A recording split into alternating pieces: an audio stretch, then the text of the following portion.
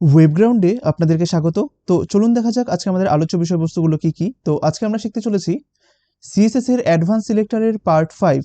আমরা গত পর্বে সিএসএস এর কিছু অ্যাট্রিবিউটের অ্যাডভান্স সিলেক্টরগুলো দেখেছিলাম, তো আজকেও আমরা অ্যাট্রিবিউটের কিছু অ্যাডভান্স সিলেক্টরগুলো দেখব। তো চলুন দেখা যাক আজকে অ্যাট্রিবিউটের অ্যাডভান্স সিলেক্টরগুলো কি কি।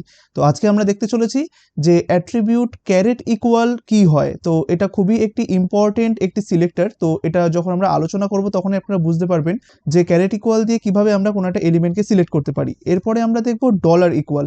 এই দুখানা জিনিসই অ্যাট্রিবিউট সিলেক্টরের মধ্যে খুবই গুরুত্বপূর্ণ ভূমিকা পালন করে। এই জন্য আমি আজকে শুধুমাত্র এই দুটোকে নিয়েই আলোচনা করব। অ্যাট্রিবিউটের আরও অনেক সিলেক্টর রয়েছে, তো সেগুলো নিয়ে আমি পরবর্তী একটা ক্লাসে আলোচনা করব। বাট এই মুহূর্তে আমি এই দুটোকে এই কারণে চুজ করেছি কারণ এই দুখানা জিনিসও আপনাকে কিন্তু খুব হেল্প করবে কোনো একটা এলিমেন্টকে সিলেক্ট করতে। কেমন? আর আজকে যারা এই ক্লাসটিতে নতুন রয়েছেন তারা উপরে থাকা আই বাটনে প্রেস করুন, সেখানে আপনারা এই কোর্সের সমস্ত ভিডিওগুলো এজ এ প্লেলিস্ট পেয়ে যাবেন। পাশাপাশি আপনারা নিচে থাকা ডেসক্রিপশন বক্সও ক্লিক করতে পারেন, সেখানেও আপনারা এই কোর্সের সমস্ত ভিডিওগুলো এজ এ প্লেলিস্ট পেয়ে যাবেন। আর ভিডিওটিকে একদম শুরু থেকে শেষ পর্যন্ত খুব মনোযোগ সহকারে দেখবেন, একদম স্কিপ করবেন না, কারণ স্কিপ করলে আপনি অনেক কিছু মিস করে যাবেন যেটা আপনার পরবর্তীকালে অনেক প্রবলেম ক্রিয়েট করবে। তো চলুন আজকে আমরা আমাদের ক্লাস শুরু করি। তো দেখুন, আপনি যদি এই ভিডিওতে আজকে নতুন হয়ে থাকেন তাহলে আমি সাজেস্ট করব আপনারা এখান থেকে জাস্ট এই নামটা দিয়ে সার্চ করবেন ইউটিউবে এসে, যে ওয়েবশিপ বলে। তো এখানটাতে আপনি কি দেখতে পারবেন, দেখুন এখানটাতে অলরেডি আমি জাভাস্ক্রিপ্ট শেখাচ্ছি প্লাস পিএইচপি শেখাচ্ছি। তো আপনি যদি নতুন হয়ে থাকেন আর যদি জাভাস্ক্রিপ্ট বা পিএইচপি সম্পর্কে কোনো ধারণা না থাকে আর আপনি যদি আজকের এই ক্লাসটা দেখে থাকেন তাহলে আমি সাজেস্ট করব আপনারা এই জাভাস্ক্রিপ্টের যে টিউটোরিয়ালটা চলছে সেটাও আস্তে আস্তে শিখুন, কারণ এইখানটাতে আপনি বিগিনার্স প্রোগ্রামিং ল্যাঙ্গুয়েজ হিসাবে জাভাস্ক্রিপ্টকে শেখানো হচ্ছে। আশা করি আপনাদের খুবই ভালো লাগবে আর বিভিন্ন রকমের যে কনসেপ্টগুলো আছে প্রোগ্রামিংয়ের সেগুলো আপনাদের এখান থেকে খুব ভালোভাবে ক্লিয়ার হয়ে যাবে। পাশাপাশি আপনি যদি পিএইচপি শিখতে চান তাহলেও আপনি এখান থেকে করতে পারেন। আশা করি এই দুখানা কোর্সই আপনার খুবই ভালো লাগবে। কেমন? তাই আপনি যদি বিগিনার্স হয়ে থাকেন তাহলে আমি রেকমেন্ড করব আপনারা কোর্সগুলো, বিশেষ করে এই জাভাস্ক্রিপ্টটার একবারে শুরু থেকে শেষ পর্যন্ত দেখবেন। আর প্রতিনিয়ত এই দুখানা চ্যানেলকে ফলো করবেন, কারণ এখানটাতে প্রতিনিয়ত ভিডিও দেওয়া হয়। তাই আশা করি এগুলো খুবই হেল্পফুল হবে আপনাদের জন্য। তো চলুন সবার প্রথমে আমরা আমাদের ফোল্ডার স্ট্রাকচারটাকে তৈরি করে নিই। তো তার জন্য আমরা চলে যাবো হচ্ছে ই ড্রাইভের মধ্যে, তারপরে হচ্ছে ওয়েব ক্লাসেস, আর তারপরে হচ্ছে আমাদের 79 ক্লাস নাম্বার, তাই তো? তাই আপনি এখানে দিয়ে দিন ক্লাস 79, আর এরপরে জাস্ট এন্টার প্রেস করুন। এখানে একটা HTML ফাইল তৈরি করুন যেটার নাম হচ্ছে index.html, ঠিক আছে? পাশাপাশি একটা CSS এর ফাইল তৈরি করুন এখানটাতে, যার নাম হচ্ছে style.css। বেশ, এবার আমরা HTML ফাইলটাকে ওপেন করলাম, রাইট ক্লিক করে edit with notepad plus plus, তারপরে রাইট ক্লিক করে ক্লোজ অল বাট দিস করে দিচ্ছি। আর এইবার আমরা CSS এর ফাইলটাকে ওপেন করে নিচ্ছি। বেশ, তো এইবার আমরা এখানটাতে লিখলাম যে HTML:5 দিয়ে ট্যাব প্রেস করলাম। দেখুন পুরো স্ট্রাকচারটা রেডি হয়ে যাবে। এখানে দিয়ে দিন ক্লাস 79, আর এখানটাতে জাস্ট CSS এর ফাইলটাকে লিঙ্ক করিয়ে দিন, link:CSS, ট্যাব প্রেস করুন। বেশ, এবার আমরা এখানটাতে একটা কাজ করি, CSS এর মধ্যে এসে আপাতত অন্য কিছু করলাম না। এবার দেখুন আমরা প্রথম অ্যাট্রিবিউট যে সিলেক্টরটা রয়েছে ক্যারেট ইকুয়াল, সেটা নিয়ে আলোচনা করি।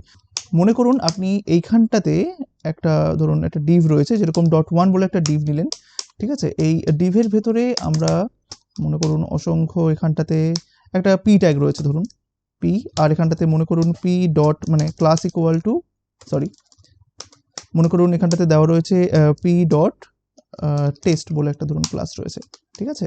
আর এটার মধ্যে ধরুন লরেম রয়েছে, সরি লরেম রয়েছে, মনে করুন লরেম রয়েছে, তো লরেম দিয়ে দিলাম। এইবার এখানটাতে মনে করুন একটা অ্যাঙ্কার ট্যাগ রয়েছে, সো এখানে একটা তার আগে বিআর দিয়ে দিন, যে এখানটাতে বিআর ইন্টু 2 দিয়ে দিলাম। এখানটাতে একটা এ ট্যাগ বা অ্যাঙ্কার ট্যাগ রয়েছে। এবার এই অ্যাঙ্কার ট্যাগের মধ্যেও মনে করুন এখানে href হ্যাশ রয়েছে, আর এখানটাতে ক্লাস ইকুয়াল টু, মনে করুন এখানটাতে রয়েছে ক্লাস ইকুয়াল টু ডাবল কোটেশনের মধ্যে, এখানটাতেও রয়েছে ধরুন test1, ঠিক আছে? আর এখানটাতে রয়েছে ধরুন হ্যালো বলে একটা লিঙ্ক রয়েছে। তো এরকমভাবে এইখানেও একটা ধরুন h1 রয়েছে, মানে যত রকমের ট্যাগ হয় আপনি মনে করুন এখানটাতে দিলেন যে হেডিং, এটা রয়েছে। এবার এখানটাতেও একটা ধরুন ক্লাস ইকুয়াল টু রয়েছে ডাবল কোটেশনের মধ্যে আপনার হেডিং হাইফেন টেস্ট বা হেডিং টেস্ট, এরকম করে রয়েছে, ঠিক আছে? সেভ করলাম। এবার আমরা যখন এটাকে রান করব, আমরা যদি এইখানে যাই, এটাকে রাইট ক্লিক করি, ওপেন উইথে যাই, ফায়ারফক্স, দেখুন এটা জাস্ট যেভাবে আমরা সব কিছু করেছি সেভাবেই সমস্ত কিছু হয়েছে। একটা পি ট্যাগ এসেছে, একটা অ্যাঙ্কার ট্যাগ এসেছে, একটা হেডিং ট্যাগ এসেছে, তাই না? তো গত পর্বে আমরা দেখেছিলাম যে যদি আমার এরকম চাই যে কোনো একটা অ্যাট্রিবিউটের ভ্যালু হিসাবে কোনো একটা ওয়ার্ড সার্চ করব, তখন আমরা টিল্ড ইকুয়াল টু ইউজ করতাম, তাই না?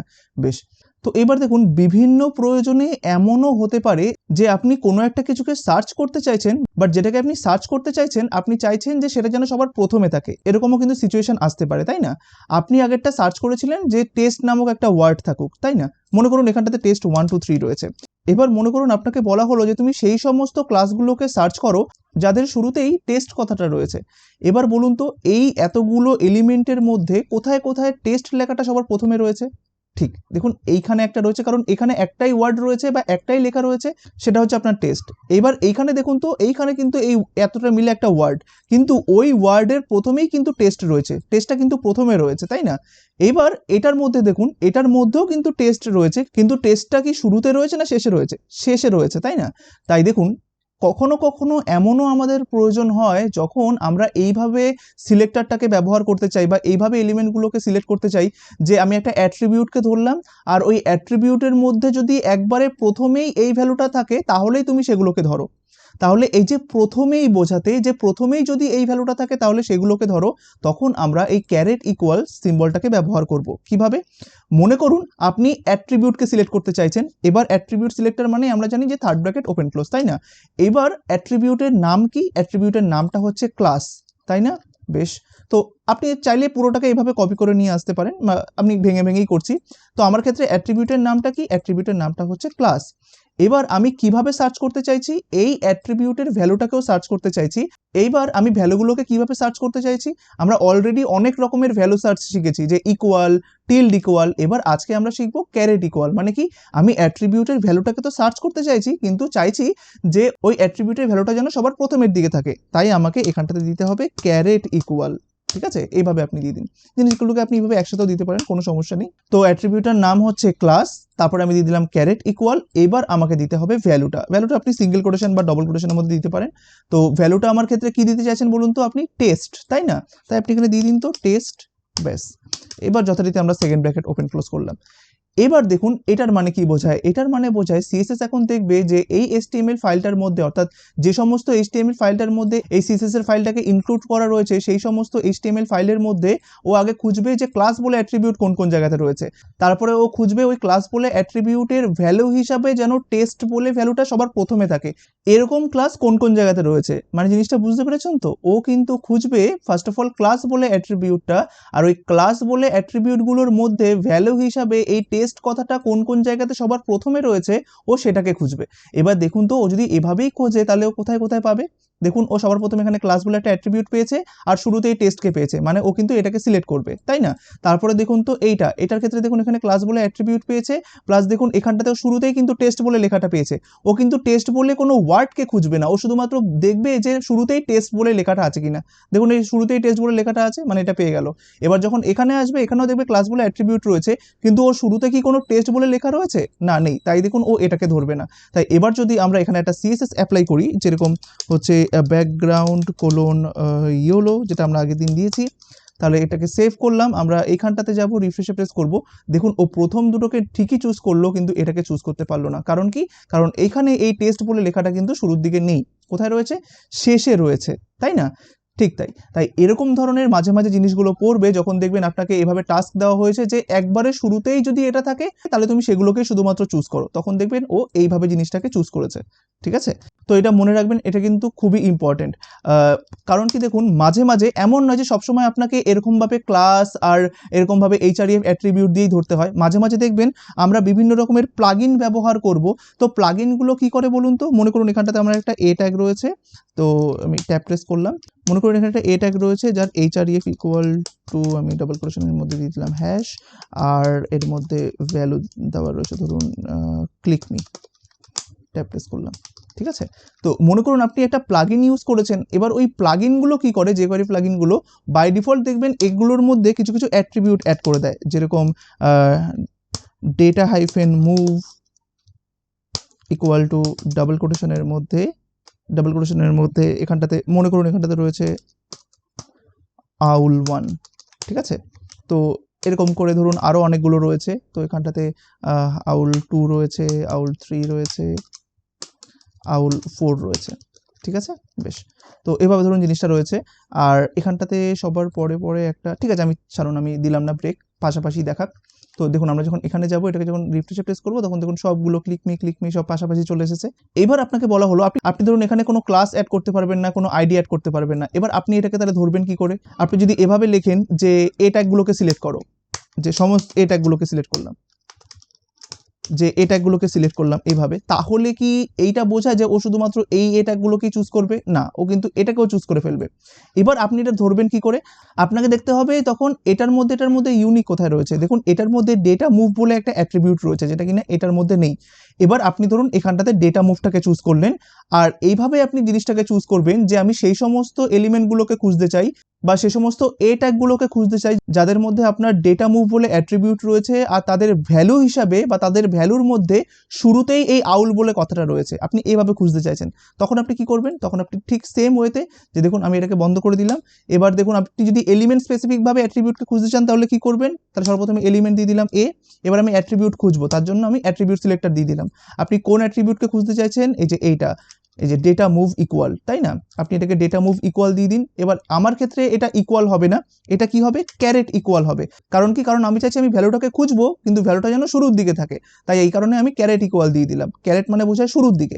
এবার আপনি এখানটাতে জাস্ট সিঙ্গেল কোটেশনের মধ্যে দিয়ে দিন আপনি শুরুর দিকে কোন ভ্যালুটাকে খুঁজতে চাইছেন, যেখানটাতে এই আউল বলে লেখাটা রয়েছে। এটাকে কপি করুন, এখানটাতে জাস্ট পেস্ট করে দিন।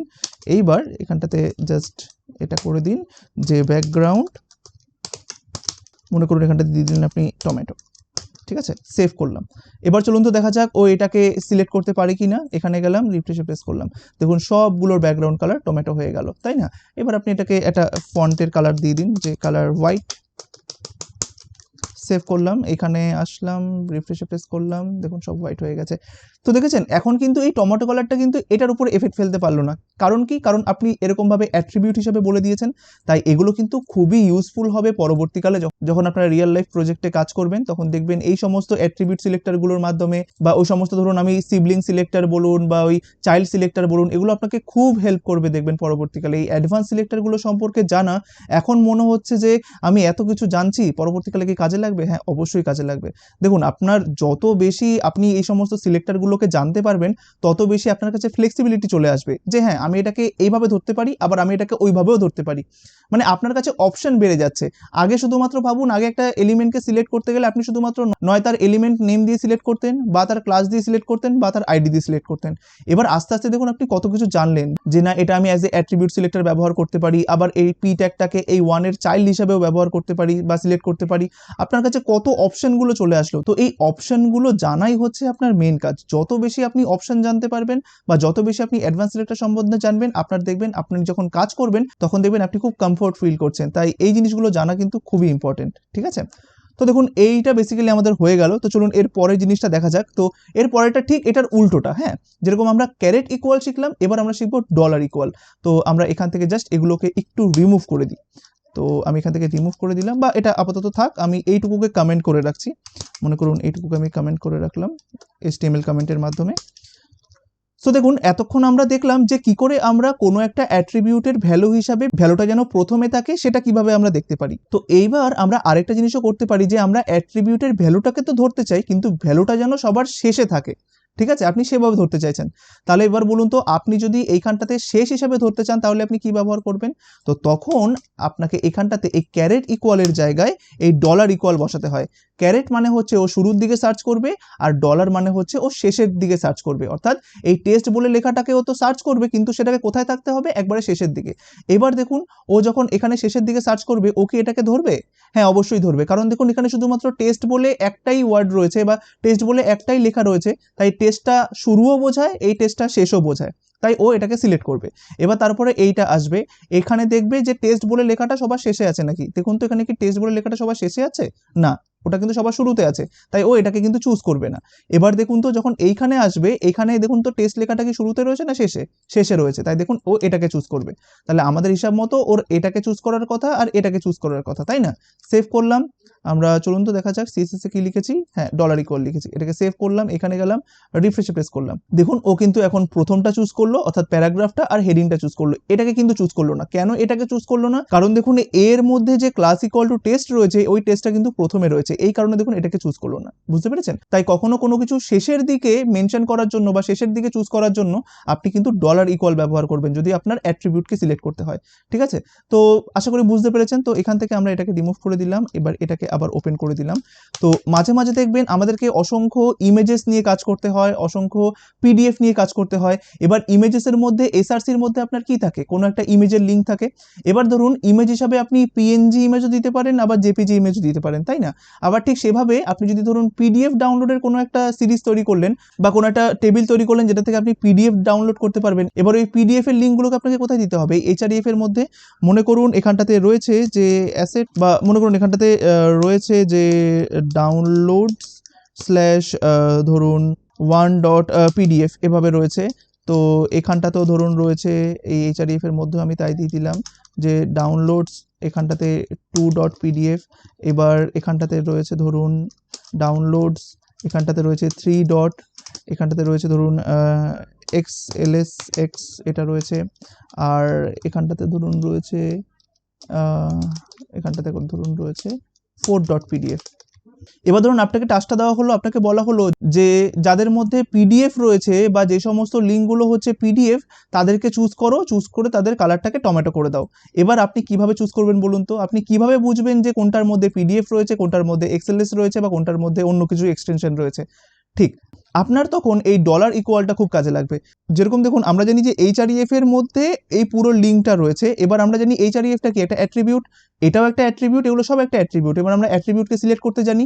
এবার আমরা এটাও জানি অ্যাট্রিবিউটের ভ্যালু হিসাবে আমরা এটাকেও চুজ করতে পারি, অর্থাৎ প্রথমের দিকে যেগুলো রয়েছে সেগুলোকেও চুজ করতে পারি। আবার এটাও বলতে পারি যে অ্যাট্রিবিউটের শেষে যদি এই ভ্যালু থাকে আমরা এভাবেও চুজ করতে পারি। তাহলে দেখুন এই ক্ষেত্রে আমাদের শুরুরটা কাজে লাগবে না শেষেরটা কাজে লাগবে?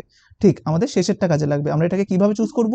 আমরা এখান থেকে বলে দিতে পারি যে আমরা এখানটাতে বলে দিলাম যে সেই সমস্ত এটাকে চুজ করো যাদের মধ্যে এইচআরইএফ বলে অ্যাট্রিবিউট রয়েছে, আর আমি অ্যাট্রিবিউটের ভ্যালুর কোনগুলোকে খুঁজতে চাইছি শেষের দিকে। এবার আমি বলে দেবো যে যে সমস্ত এইচআরইএফ অ্যাট্রিবিউটের ভ্যালুর শেষের দিকে অর্থাৎ ডলার ইকুয়াল, এবার শেষে কি রয়েছে সেটা দেওয়ার জন্য আমি সিঙ্গেল কোটেশন বা ডাবল কোটেশনের মধ্যে আপনি দিয়ে দিন যে ডট পিডিএফ রয়েছে যেখানটাতে, আপনি সেগুলোকে চুজ করুন। ঠিক আছে? এবার দেখুন আমি এখানটাতে এখানে গেলাম, এবার আমি এখানে বলে দিলাম যে তাদের কি করবেন যে ব্যাকগ্রাউন্ড কোলন টমেটো করে দিন। সেভ করলাম। এবার দেখুন আমরা যখন এইখানে যাব রিফ্রেশে প্রেস করব, দেখুন সবগুলো কালার এটা হয়ে গেল, শুধুমাত্র এইটাকে ছাড়া। দেখেছেন? শুধুমাত্র দেখুন এই মাঝখানেরটা ছাড়া বাকি তিনটে কিন্তু টমেটো কালার হয়ে গেল। কেন মাঝখানেরটা চুজ করতে পারলো না? কারণ দেখুন এই যে মাঝখানেরটা রয়েছে সেটা কিন্তু ডট পিডিএফ নেই, সেটা কি ছিল? সেটা ডট এক্সএলএসএক্স ছিল, এই কারণে ও এটাকে চুজ করেনি। এবার আপনার ক্রাইটেরিয়া কি ছিল বা আপনার কাজটা কি ছিল? আপনাকে বলা হয়েছিল যে যেগুলোর মধ্যে শুধুমাত্র পিডিএফ রয়েছে লিঙ্ক, শুধুমাত্র সেগুলোকেই চুজ করে এই সিএসএসটা দাও। ব্যাস, আপনি দেখুন শুধুমাত্র সেটাই দিলেন। তো দেখেছেন কিভাবে এই ক্যারেট বলুন বা ডলার বলুন এগুলো কত কাজে লাগে? এটা তো জাস্ট একটা ছোট্ট বলতে পারেন টিজার ছিল। তো পরবর্তীকালে দেখবেন আপনারা নিজেরাই বুঝতে পারবেন যে এই জিনিসগুলো শেখানোর মাধ্যমে আপনার কতটা হেল্প হলো। আপনি পরবর্তীকালে নিজেই বুঝতে পারবেন। দেখবেন যে কোনো কিছু সিলেক্ট করতে গিয়ে আপনি তখন আপনার কাছে অপশন চলে আসবে যে আচ্ছা আমি এটাকে অ্যাট্রিবিউট সিলেক্টরের মাধ্যমে করে দেখি তো হয় নাকি? আচ্ছা এটাকে আমি জাস্ট অ্যাডজাসেন্ট সিবলিং সিলেক্টরের মাধ্যমে সিলেক্ট করে দেখি তো হয় নাকি? বা এভাবে সিলেক্ট করে দেখি তো হয় নাকি? মানে আপনি একটা কাজ করার জন্য আপনার কাছে ওয়ে অনেকগুলো চলে আসবে। তো দেখবেন তখন আপনার কাছে পাওয়ার বা এই যে কনফিডেন্টটা সেটাও অনেকটা বেড়ে যাবে। তো এই কারণেই জিনিসগুলোকে খুব মনোযোগ সহকারে দেখবেন, খুব মনোযোগ সহকারে বুঝবেন। তাহলে দেখুন আজকে আমরা দুখানা জিনিস শিখলাম যেটা কিনা খুবই ইম্পর্টেন্ট। কোনো একটা অ্যাট্রিবিউটকে যখন আপনি সিলেক্ট করবেন সেই অ্যাট্রিবিউটের ভ্যালুর প্রথমের দিকে কি লেখা রয়েছে আপনি সেটা হিসাবে অ্যাট্রিবিউটটাকে চুজ করতে পারেন বা এলিমেন্টটাকে চুজ করতে পারেন। আবার সেই এলিমেন্টটার অ্যাট্রিবিউটের ভ্যালুর শেষের দিকে কি রয়েছে সেইটা হিসাবে আপনি কিন্তু এলিমেন্টটাকে চুজ করতে পারেন, তাই না? খুব হেল্পফুল হবে জিনিসগুলো সামনের দিকে কিন্তু। তো আশা করি আজকের এই ক্লাসটা আপনাদের খুবই ভালো লেগেছে, খুব ভালোভাবে প্র্যাকটিস করে যাবেন জিনিসগুলোকে। যদি না বুঝতে পারেন তাহলে 2 থেকে 3 বার দেখবেন, আশা করি আপনি সমস্ত কিছু বুঝতে পারবেন। তো আশা করি আজকের এই ক্লাসটি আপনাদের খুবই ভালো লেগেছে। ভালো থাকবেন, ধন্যবাদ।